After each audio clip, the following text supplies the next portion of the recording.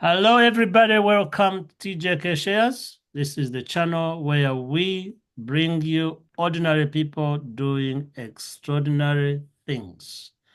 We have brought you so many people from all over the world. We continue to do that. We continue to make these interviews so they inspire you, so you can learn, relearn, and unlearn. As we promise you, we'll never disappoint you. Once in a while, you get an episode where I'm talking alone, but I enjoy these where we have guests who make time, no matter where they are, how they are traveling, and how busy they are.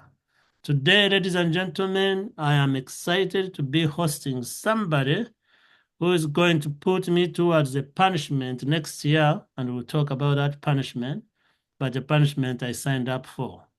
Ladies and gentlemen, help me welcome Sharon. Sharon will tell us about herself. She will tell us about the punishment later in this interview, and you will like it and hope you can sign up to do that type of punishment, or let's call it an adventure rather than a punishment. Sharon, welcome to TJK Shares. Thank you for making time during your travels. I understand you are in Nairobi attending an expo, drumming up more business. But please introduce yourself and tell us a little bit about your background and a little bit about yourself.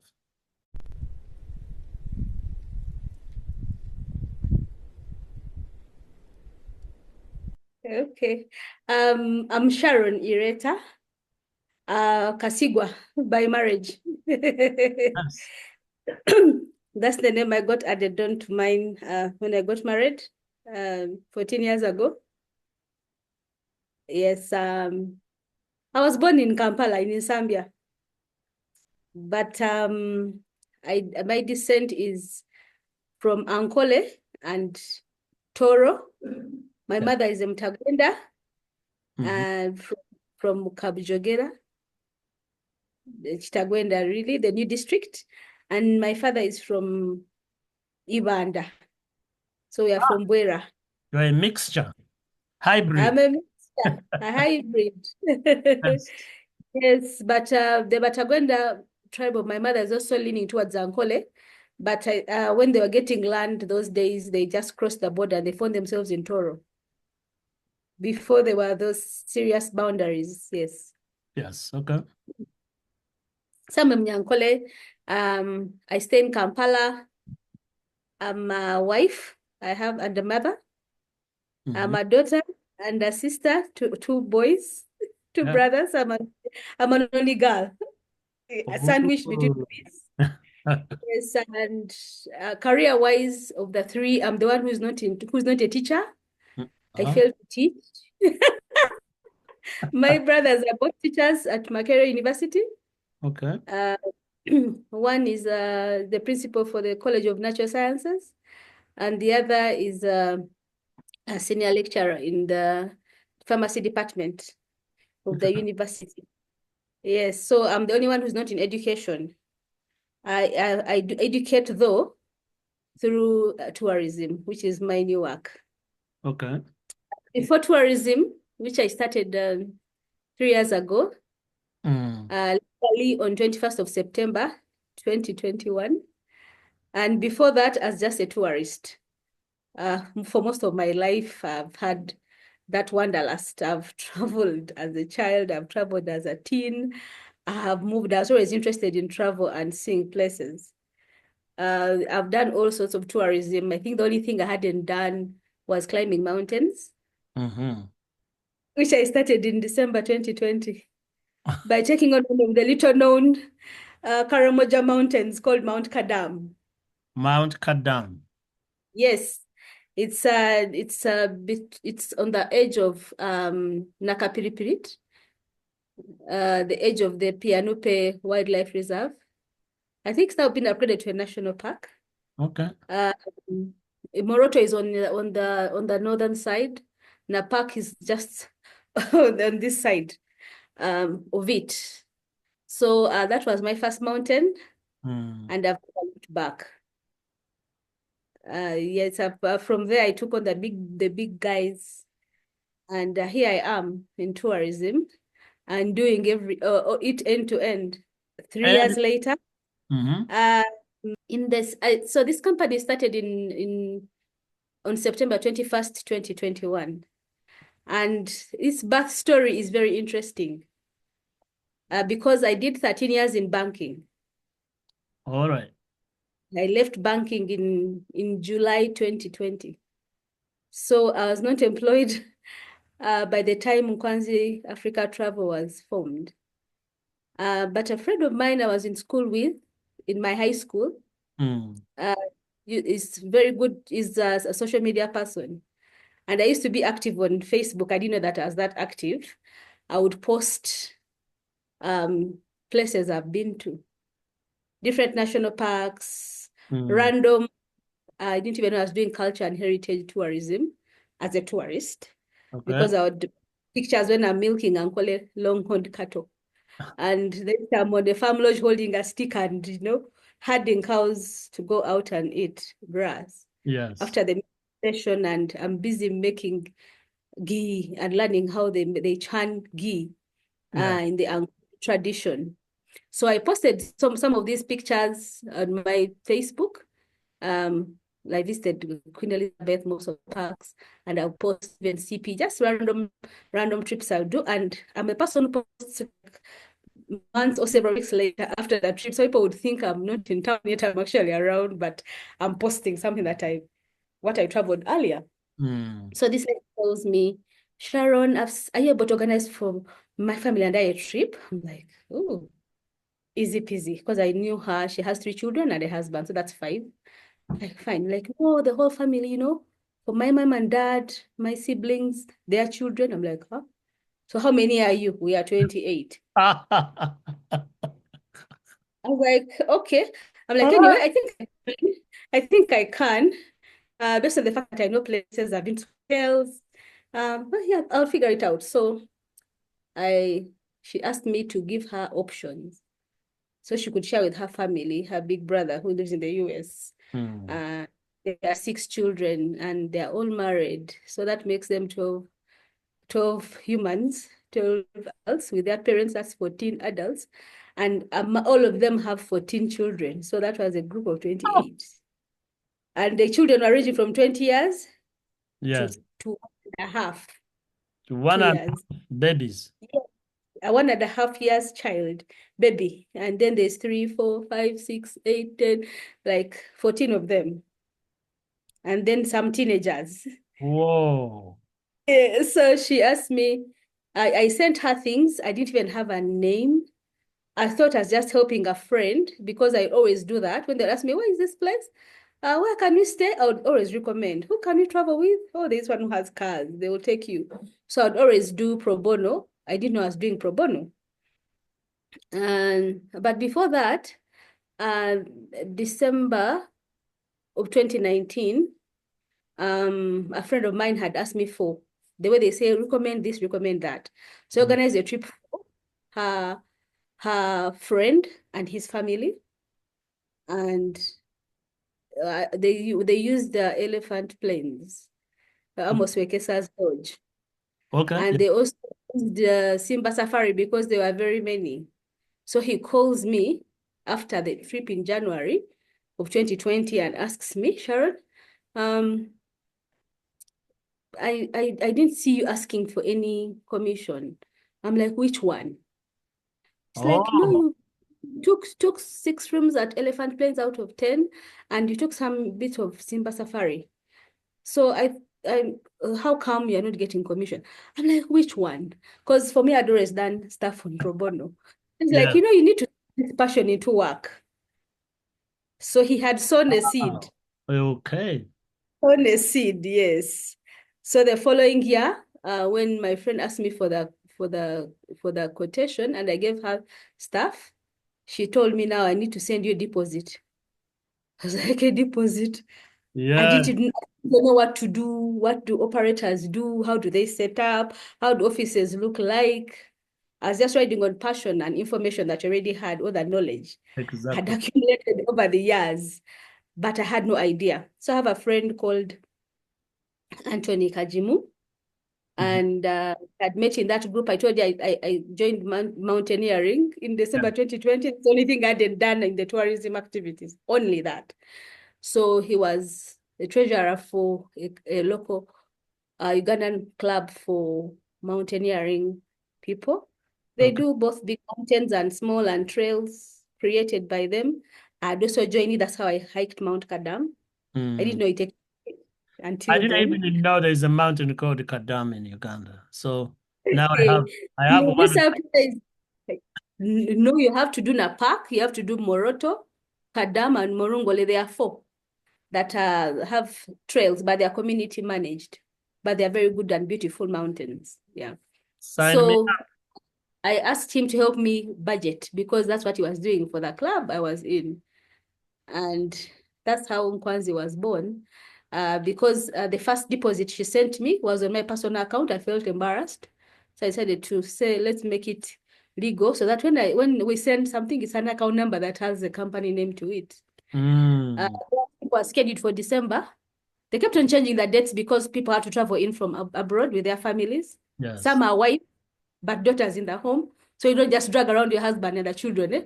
You have to first agree, then align with the family at home. And yeah, some three of them were local, were living abroad of the children, of the siblings. Yes. So their trip got pushed to start on 26th, no, I think 26th up to 30th of December. It was Mm. a 4 day, and they're chosen the West. We choose to call it Wild Wild West. Queen Oh, Elizabeth, the Mliki, basically Fort Porter area. yes. Uh, yes, so and by the time we did that trip, we had done around 8 trips, both city tours in Jinja, in Kampala, religious hikes, like worship centers. We Mm. had done Mount Elgon twice. We Okay. had done Jinja 3 times. We had done Murchison Falls twice. So by Okay. the time their trip came, the You ones that made Nkwanzi get formed, by the time their trip happened, you were experienced. we had done a lot, yeah, big mountains. Wow. Yes, so that's the story of Nkwanzi. So surprise came up in 2022. UWA gives us an invitation. Uganda Wildlife Authority, an invitation to come to, I don't know, end of financial year 2021, 2022. No, they invited us in 2023, last year, and they were giving awards. So I didn't know, we didn't know that we had won an award. Oh. So yeah, it was a cocktail and we got awards. Ah. We got awarded for being in the best 3 top inbound, no, domestic tourism, including regional, Okay. because we had brought in so many people from Kenya, so Mm. many people from Tanzania, and so many Ugandans, and taken them up mountains in that period between um 2022 The to 20. mid 23, June 30th, 2023. We had taken up a big group to Rwenzori last year in Feb. We had done Rwenzori, multiple peaks, not only Margarita. We had taken up Robert and Amos Wekesa in a group, and they blew it out of the water in terms of their experience. So that's really, I remember that trip. yes. And Ted, Yes. and yes. So they gave us an award and they rewarded us with permits, gorilla permits. I think Okay. 4. I To think go to 2. go to Bwindi. To take anyone. And they said you can choose whether it's an East African, whether it's a foreign resident, whether it's a foreign Ah, resident. I wish I had known you by then. Uh, So, Sharon, that's, I want you to slow down a little bit. yes. You are a banker. Mm. You 13 years. Yes, for 13 years. You Mm. are in a family of teachers, professors, Mm-hmm. all of them in the United States, both at Makerere University. The elder is actually a professor. Yeah, professor and senior lecturer. Yes. But all of a sudden, because of that travel bag that you traveled so much and posted on social media, Mark Zuckerberg would be so happy. We used his Facebook, then ended up with a business. Yes. That is following your passion. Where did Mm. the travel bag? Did your parents take you places a lot? What's that? Where is that inspiration coming from? Is it your mom? Is it your dad, grandpa, great grandpa? Where is that nomadic travel bug I coming? told you from the beginning, my people are from Rukunjiri, some sub parish or something like that, and then they moved to Buhweju. Then Oh, they moved to they are so you nomadic see, already. so Yeah. I can trace up to my great grandfather, the fifth back, Mm, Chitente. That was his name. So I'm from the Bashambo lineage. I think we are nomads. We have wanderlust. you are We are one. one. And if you sit up a little bit, we can even see your logo on your shirt. Oh There my you God. So you bank the travel, Eh, this traveling that come back from generations since your parents were already nomads leads you to start a travel tour operation, tour operator. Go and travel, yes. Why did you call it Nkwanzi? Nkwanzi. The URSB, the regulator for company registration and everything, civil and all that. Um, they rejected some of the names I wanted. I wanted to call it Wera.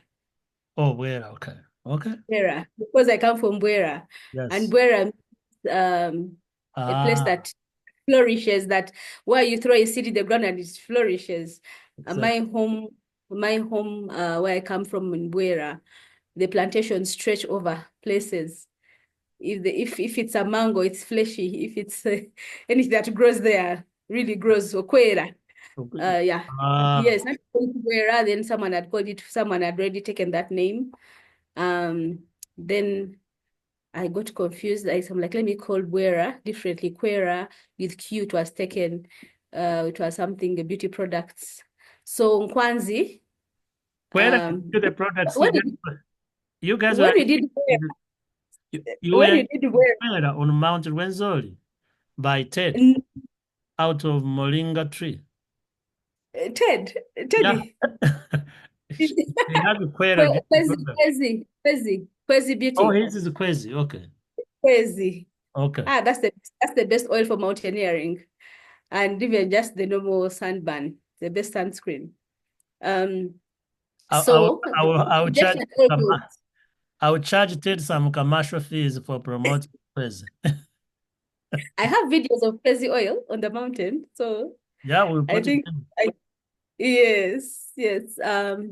So we ended up with Nkwanzi, and I don't know how that came in my mind, but I shared it on a group of where there was Anthony, where there's Herbert Opio is that who came in and got every idea we had in the mind and made it physical in terms Reality. of the local creation. Yes, he wasn't pushing. This is what you should have. No, what do you think? Why? Like Mm. asking me, what did you say? Call it in Nkwanzi. So Nkwanzi means beads or Yes. pearls. First of all, Uganda is a pearl of Africa. Yes. So I'm Ugandan. yes, And yes, Kwan is here. Uh, yes. If you see the logo, there's a crested crane yes. standing on a swamp. And then this wave that has travel has a wave. That's a swamp. Okay. Okay. Yeah. Yeah. Mm. So our forefathers in most parts of Uganda Mm. give beads to people they loved as a sign of their affection. Babies were wearing them around their waists and as anklets. The Mm. ladies in their necks, on their heads, and the arm on the wrists. No, And no, in the waistline, don't forget eh? the hip. And then the hips for dancing, just as your waist Yeah. beads, yeah. Mm-hmm. So those were adorned and they beautify someone. They add to someone's beauty. Yes. So Nkwanzi Travel uses that basis to provide bespoke tailor-made safaris, trips, and all that to clients or guests that come to Uganda to show them the beauty that Uganda is. That Mm. is the pearl of Africa. Yes. So yeah, that's where the name Nkwanzi came from. Very good. Well said and well promoted. I know so many tour operators in Uganda. In fact, down in our episodes, you meet Sam Mugisha who operates big tours. Uh, Oh, big. yeah, I've met some yeah, at Sabinyo, Gahinga. He exactly. had So some guests. when you read my first book, A School for My Village, you will meet Sam there as a young man. The Oh, story goes nice. way back and he speaks fluent Japanese. But Yes, he'd they have are a the group of Amos people. Kawesas who are doing hotels and tourism. Why Mm. would somebody choose Nkwanzi over all these many tour operators in Uganda? What makes you tick? This is where you do self-marketing. What makes us tick as in Kwanzi is one, we do bespoke tours. So we come and sit with you, we design a safari or a mountain trek, Mhm. anything, excursion with you. If when our website comes up, you realize we don't have anything like 10 days around Uganda, 4 days to CP. Mm. The only thing you find is maybe 7 days to Renzori, because I mean that is made that way, but still we've tweaked here and there on where you actually stay or how many days you spend on the mountain based on how many peaks you want to do. So I cannot share with you. That's why I told you I'm not share with you what is yours. The Mm. dates will be different. Maybe you want to celebrate something, like you want to be on the summit on your birthday. So we've never, it has never happened where I get a trip and I give it to TJK and it's exactly what maybe a client called Carrie got. It's different. Personalized. So it's personalized Okay. and it's based on your bucket list and some recommendations which you don't know because we are in the industry. We know every corner of Uganda, we know every hotel, Mm. we know every activity, that we know every season where it's best to do something. So we don't have any trips that can be duplicated at all. It Mm. has never happened. It has never, even if it's just a park with others, it has never happened. So that's what makes us unique. Then also apart from providing the tailor-made or bespoke trips, Mm. we so we agree with the client based on their budget, time, money, and all everything that comes with it to make a trip. And we go deep and scratch the surface. So we prefer that our guests plan for their trips earlier than just a random, I need to go here, especially for Mm. mountains. Yes, because if you have less time, you're going to spend more time on the road than at the destination. Mm-mm. And we go deep into finding out what our clients' needs are, and we make every moment with us count. And then we do an all-round tour trip beyond what the client actually asked for. That's what makes us unique. When you say you want to come and climb Renzori, we Mm. make sure you go to the source of the Nile or you hear about it. We make sure I expose you to the culture and heritage of Uganda. That makes us unique Mm. because you'll find an elephant in Savo, you'll find another in Serengeti. There are so many in South Africa. Yeah, but you won't find our cuisine. You won't find our traditional dances. You won't find the unique cultures that our kingdoms are. You won't find. So when you come here, we shall give you more than you actually signed up for. What you signed up for. Yes, what you signed up for, and you actually like it more than what you signed up for. So personalizing it To the party. to the person who is taking the tour. That means whether you are Ugandan touring within Uganda or climbing within Uganda, you get an experience like no other.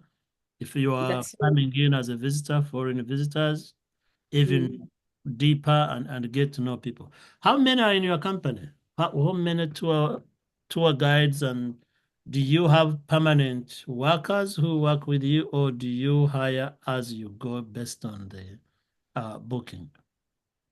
We have people who work permanently within Nkwanzi, Mhm. um, but that's around 20% of that. 30% of the company. The other 70 is temporary staff Okay. that work with us. And they come in when the trips are there, and they handle them the way I would, Okay. because you take them to that level. They will try to handle them the way the other staff would. So mainly it is mountains where we have staff that are there, because it's a multi-day trip. And for other destinations, we always have a trip manager. One of us has to travel Okay. with the guests to manage the trip. Because we realize by the time someone signs up with us, it's a referral.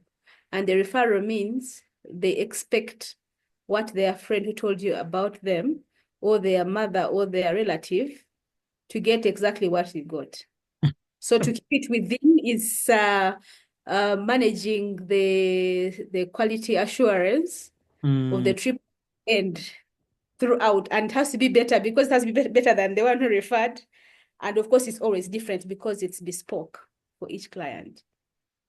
Perfect. So if it comes to guides, if it comes to drivers, if it's both driver and guide, if it comes to the staff that actually move with these drivers, or sometimes if it's like a couple, it's something I can hand, one person can do, you drive, guide, and manage everything. And when you reach the park, you are supported by the guides and the armed ones in the park for protection, and also for supplementary, because I've been hearing your voice for the last 4 days.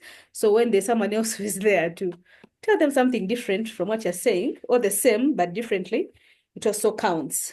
So we have partnerships with hotels on all levels, luxury, mid-range, and budget. We have guides in each of the national parks. Why we got that award I told you about is because everywhere they would call, they had seen us. Kidepo, they had seen us. Morizori, they had seen us. The Virunga, they had seen us. In the gorillas area, all the sectors, they had seen us. So we were known everywhere, and in the system, you would see Nkwanzi is booking in so many people. And they were happy that we are bringing in so many East Africans, especially Ugandans, to do these activities that are never done, especially mountain climbing. So in all those places, we have guides we work with, we have chefs we work with, we have porters we work with, and we have also the people who do the administration there, who handle around. Yes. So whichever, if they give me a set of porters, I will have talked to them before they even start the hike, before I hand over the guests, or before I even get on the mountain with the guests. We already know what to do, and they know how to do it the Nkwanzi way. So it's always that. I think the reason as to why you always have 100% summits for the mountains, and then also even for new hikers, people have never hiked before, and then also for the very good reviews for every safari we do for primates, for the savannah safari, and then the city tours, yeah, and the adventure tourism. Right. Now it's TMS stuff. And it's Sub-Zero.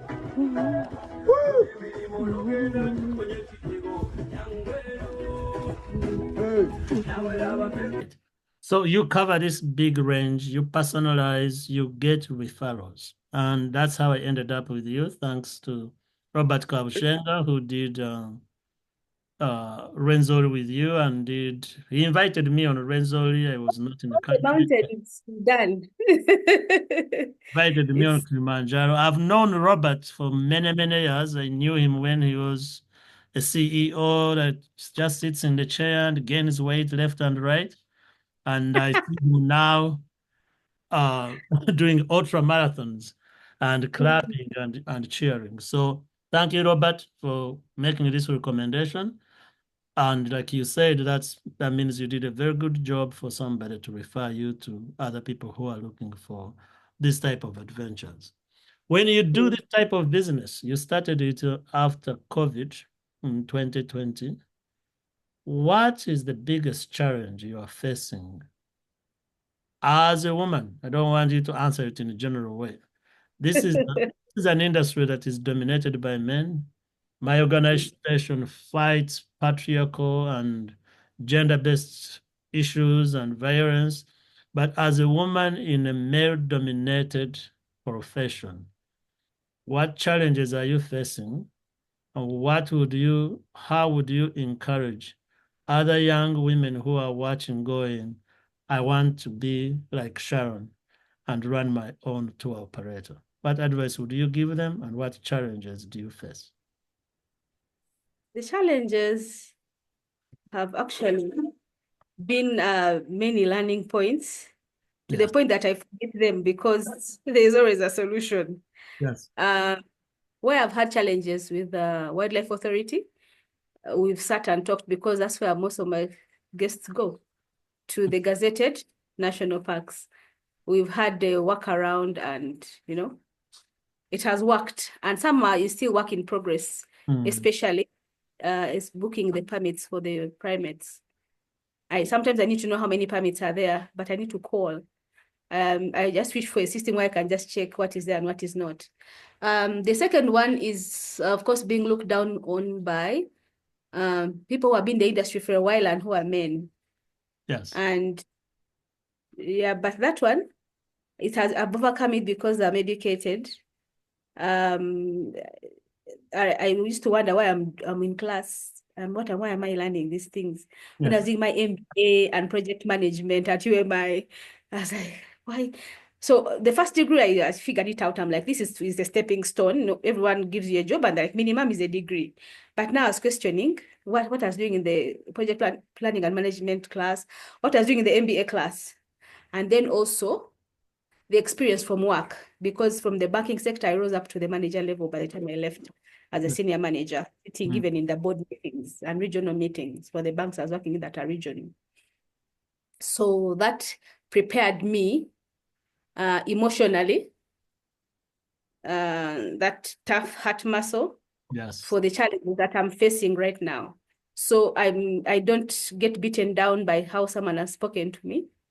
I've realized that some of the guide drivers don't want us to be on the trips. But I'm the one who knows my clients. They want for you to hand over your guests and say nothing. Then they take them back. But we've been building now, like I'm talking to you for the next 1 year until you're on the summit and off. And even after, we shall have conversations that will continue because of the experience. Yes. They always want to take it away. They think you are just a girl. You haven't been in this business for years. I've been here for 25 years. I've been here for 20 years. I've done this for, I'm even certified. I pay licenses every year. They'll give you the CV. Yes. But I'm the one who knows where you got your guest from. And like I told you, they are different. That's why it's never a one size fits all itinerary.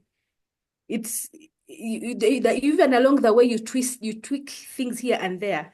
So if he doesn't want you to be part of it, he's killing that for the guest. Exactly, yes. I always look at this person paid an air ticket of $2,500. They did not come to have such a bad experience. I need to give them value for money. Yeah. So those ones basically look down on us. And then the other thing is partnerships. Most people want to deal with people who have very active websites, but they're not delivering what they're saying on their websites. Exactly. So if you don't have the money to build up these things fast, it does not work. But on the other side, the experience of the ones we have worked with sells us to the point that no one even bothers to ask for. Website, why they get up and running? Why don't you post on your socials? Because they are selling their own experience to their friends. So it may not be sustainable to have a referral based, like 70% referral based business generation, but in it still works. So as the partnerships build, because of the growth that people are seeing, the base for the referrals is sustaining the company. So that's the challenge. Basically, people want to deal with people who have been in the industry for a while. There are people who are going to walk away because your quotation is lower than the other one. So they are like, how? That means how can I want to fly to Bwindi and it's only this? But the hotels I'm choosing are actually very good. They're well located. I know the food. I know everything. I don't have to bill you expensively. So just so I can be attractive. And then on the other side, there are people who say, oh, your trips are very expensive, you cannot do them. Yet I'm mindful of the food you'll eat and how you sleep. I don't want people to feel insecure. Safety is an issue. They're always putting out notices. Embassies are always warning people, Uganda is not safe, don't go here, don't go there. So if you don't provide that safety that they need to feel, then you have lost it. So some will say their trips are expensive and most of them won't sign up. And then the other ones will be like, it's so cheap. I think it's substandard. Yeah, so that is that. And then the other challenge is the friends you thought the ones who'd be your first clients actually not. Mm. Yes, Ah. because they think the other person who has been there longer knows better. But after some experience with us here and there, and maybe seeing what is happening, people always are able to sign up for the trips with us. Then maybe the other thing that has maybe endeared me to people is the fact that I handhold people who are starting up. Sharing knowledge, because also my hand was held by someone, but who encouraged me to join. Someone who's told me you do it this way. Someone told me you actually need this to work like this, like with UTB. Someone who said, so I also handhold others. So maybe that's why I also find the favor. It's called mentorship.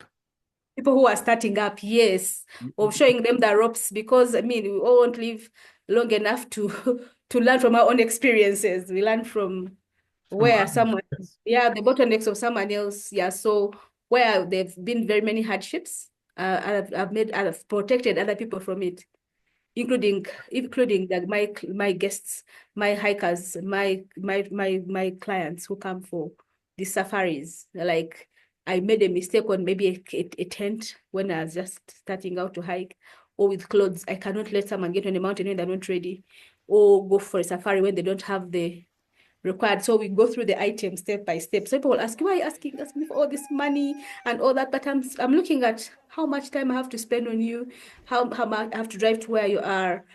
As in, we have to discuss these things, prepare mentally, physically, and financially for this. So yeah, the challenges have been, but I think I've overcome them one by one. No obstacles that are really like can bring you down to close. Of course, the other challenges are general, like they are so far quick to talk about outbreaks, monkeypox. I know the things are lifted. They never come out and say, by the way, now we are okay. COVID, lockdown, what? No one is saying now we are okay. Ebola. And all the things happen like towards the end of the year when the peak season is starting, like October onwards. That's when Ebola is out. I don't know, they bombed. I mean, there are trips that were canceled. People are coming to Uganda from different African countries and the Europe and US. And then they were bombing at the police headquarters. They said, no, Uganda is not safe. They canceled the trip. Okay. So them are general, like pandemics, like such insecurity. Natural. Yeah, disasters, and also the killings in the park. Yes, or abductions, yes. So those are general, but some will overcome them. But I wish we would communicate better for the sake of our country, because if I don't work, the other guide on the mountain who's waiting for school fees won't work. Yes. The other one who supplies eggs to the hotel where we take the guests won't work. The one who provides the transport, the tour cars, Right. because we hire, we don't own yet, won't earn. So it basically affects the whole chain, including the dependents and the family trees that are under that little revenue we get. That is where I want to take you. Ladies and gentlemen, we are going to pause part one of this conversation. In part two, Sharon is going to tell us advice for young women and young men who are trying to get into this business. We will get to the success stories, of which she has so many, and then we'll make a strong announcement we promised you at the beginning. If you've been listening carefully, you've had hints of it, but we'll make it official, make that announcement. Make sure you tune in next week for part two with Sharon of Nkwanzi Beads, Nkwanzi Tour and Travel, the best on the market, being referred, doesn't even have a website, but the business she's been doing is quite amazing. Don't go away. Next week, we will get more of Sharon and we will continue having these conversations with her.